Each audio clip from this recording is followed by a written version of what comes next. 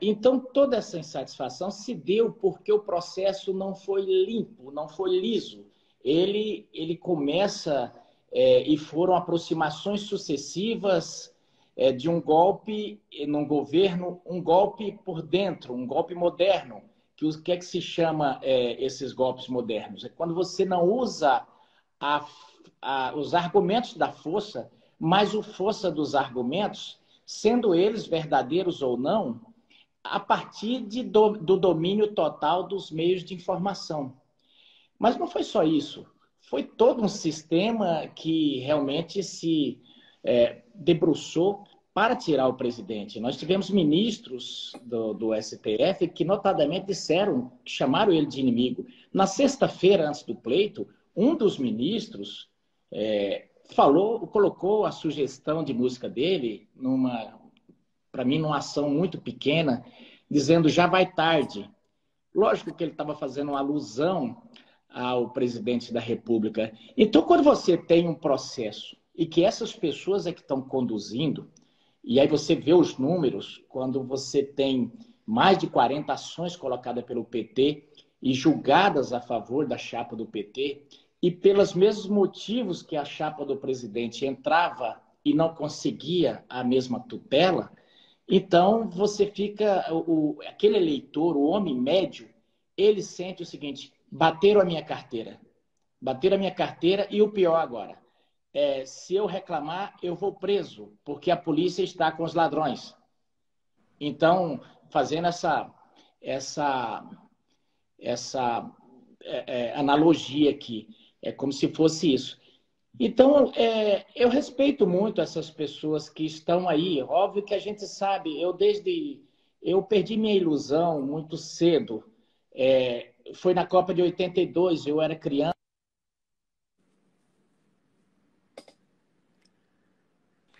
Eu era criança na Copa de 82. Pede para o Aldimar não ficar me ligando, por favor.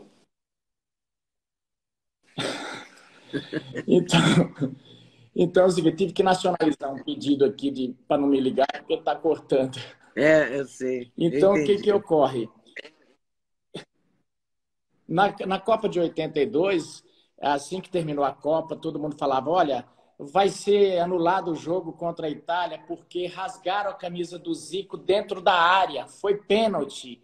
E eu criei aquela esperança, e vamos voltar ao jogo, e vamos, né? Que nada, não volta jogo, nada.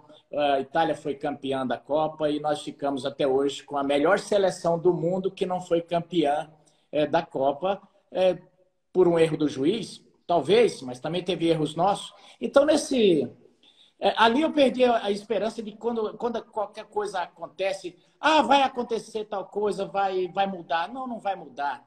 Até porque, para mudar esse resultado dessas eleições, nós precisaríamos ter uma corte isenta. E nós não temos. Ali tem sem sombra de dúvida, falo isso aqui porque eu já entrei com diversos pedidos de impeachment contra boa parte deles ali, contra Fachin, contra Barroso, contra Alexandre. Então, eu não tenho a mínima, eu digo para esses que estão nas ruas, nós não temos como vencê-los jogando, como o presidente disse, dentro das 4 linhas da Constituição. Porque as linhas só existem para nós.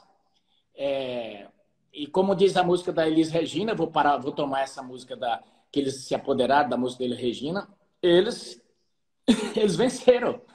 Eles venceram fraudando, fazendo tudo que podia, mas é o que há.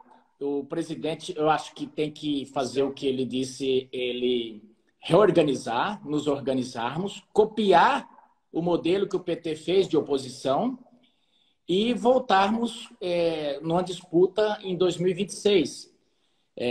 Se eles deixarem também, porque é bem possível que eles vão tentar deixar, da mesma forma que eles descondenaram o Lula, é bem possível que eles queiram tornar o presidente inelegível para que ele não possa disputar as próximas eleições.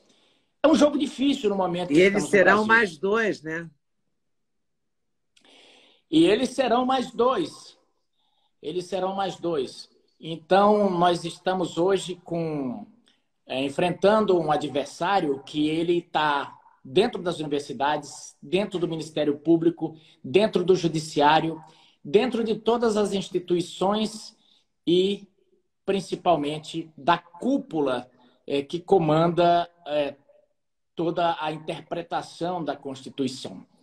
Então, é um momento que nós estamos, eu não tenho medo de errar nisso, porque em 2009 ou em 2015, eu estive na Venezuela, já quando estava no início de tudo isso, quando eles estavam começando a prender congressistas e opositores por atentado ao Estado Democrático de Direito. Você nota que nós nunca tivemos esse tipo penal aqui. De repente, as cortes brasileiras começaram a falar nisso, prenderam o Daniel por causa disso, e daí por diante criaram um inquérito eterno, exatamente como na Venezuela existe, e tolheram as funções do Ministério Público Federal, que é quem, pela nossa legislação, é o dono da ação, e o próprio ministro passou a ditar o que é verdade, o que não é verdade, quem deve falar, quem não deve falar, quem deve ter seu canal monetizado ou quem não deve ser o canal monetizado. Então ele passou assim, eu não gosto do que a Leda está falando. Bom, então vamos desmonetizar o canal dela, vamos tirá-lo do ar. Isso não é democracia, isso não é democracia. Cada um de nós que apoiamos o presidente Jair Bolsonaro tem no mínimo 1 ou 2 inquéritos lá no STF. Por quê? Qual o crime? Falar. Então, falar no Brasil hoje se tornou um exercício perigoso, mais perigoso para nós do que entrar em qualquer favela perigosa do Rio de Janeiro para o Lula e o pessoal dele, não para nós. Então, assim, o exercício da fala, e você, Leda, me permita falar você, Claro. mas você que tanto falou, que tanto o Brasil se acostumou a ouvir, e que é tão autêntica, daqui a pouco eles não gostam do que você diz e tiram você do ar. E acontece como aconteceu ali com toda a equipe da Jovem Pan. Então é um momento muito difícil e para parafrasear o Marco Aurélio de Mello, tempos estranhos. Como é que será que vai acabar essa manifestação popular? Porque o povo continua na rua, né? Os caminhoneiros estão lá trocando seus pneus, tentando tirar os caminhões, a polícia está lá, mas o povo está na rua. Eu vi uma manifestação amanhã, parece que vai ter manifestação, enfim. O povo também vai ficar na rua, né, durante esse tempo. Então serão tempos difíceis. Eles não vão... Eu acho que o PT não vai ter a mesma facilidade que ele teve dos outros mandatos que ele teve no Brasil. Porque hoje uma direita saiu do armário. Não é? Está fora do armário, tá real. É real isso. O presidente mencionou isso na curta fala dele, mas isso é absolutamente quase palpável, né? Do ponto de vista político. Essa direita não existia, né? Não existia. Esse movimento de 4 anos e aquele povo que sai às ruas em 2013, ele permaneceu nas ruas, ele caça uma presidente e ele elege um presidente e tentou de todas as formas, durante o mandato, manter o presidente. O povo teve que ir para as ruas várias vezes para manter esse presidente eleito. Senão eles teriam caçado. Eles só não caçaram o presidente por medo. Eu estava lá dentro e vi bem as movimentações.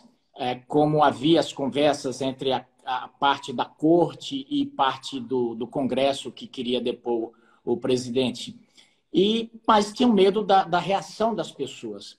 E agora eles tentaram fazer uma coisa bem na fachada, dando um ar de legalidade, mas as pessoas não são bobas, as pessoas observaram cada manobra, as pessoas vão percebendo o que eles estavam querendo fazer e vendo que tudo que o presidente foi proibido de dizer está acontecendo. Ah, não podia dizer que ele era ligado a ditadores. Bom, os caras já estão vindo aqui para o Brasil.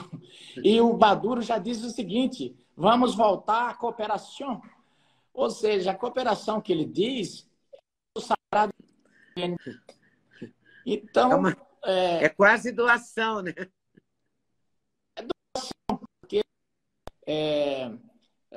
A garantia, la garantia sou eu. Então, você veja, essas pessoas, por exemplo, estão extremamente frustradas. Hoje, cada uma que eu converso diz: Medeiros, eu estou como se fosse um velório, como se tivessem assassinado alguém da minha família. E eu digo: olha, tentaram assassinar a esperança dos brasileiros. E como você falou sobre as manifestações, eu não sei ainda como elas vão terminar, se a situação vai evoluir. Eu só digo o seguinte: o presidente não contribuiu em nada do jeito que eles estão chamando de Capitólio. E aqui me permita ser mais duro com o Reinaldo Azevedo. O Reinaldo foi um desses conspiradores o tempo inteiro, o tempo todo, o dia inteiro. Ele nunca foi incomodado. O Sakamoto foi outro, nunca foi incomodado. E eu não diria que devesse ser. Mas já que pau que bate em Chico, bate em Francisco, deveriam ter sido pelo menos isonômicos. Mas tolheram a voz de Alan dos Santos, Oswaldo Estáquio e tantos outros, não o chamavam de jornalistas, eram blogueiros. E para tentar, com isso, diminuir a condição dos profissionais. Se o Alan dos Santos não tivesse nos Estados Unidos, ele estaria no fundo de alguma masmorra. O Oswaldo Eustáquio está numa cadeira de rodas e todos os outros canais estão desmonetizados. Então, eu tenho dito o seguinte: quem tem contribuído para essa sublevação tem sido alguns ministros da corte, principalmente junto com parte da grande mídia, mas principalmente o ministro Alexandre de Moraes. E hoje eu li na Folha que um ministro chamou o presidente de moleque.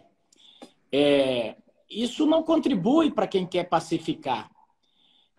Então, um povo que está sentido, doído, porque a eleição não foi limpa, e não foi, a pergunta que se diz é o seguinte: eles estão subestimando as pessoas. Eu não subestimo, não incentivo, mas também não subestimo o poder que tem a indignação. Gostou do corte que você acabou de ver? Vale a pena conferir com certeza, né? Então vai conferir muitos outros cortes no canal de cortes Leda Nagli. É claro que a entrevista completa você vai conferir no YouTube Leda Nagli, canal Leda Nagli do YouTube. Você não pode perder de jeito nenhum. Valeu, tô te esperando, hein? Vem nessa!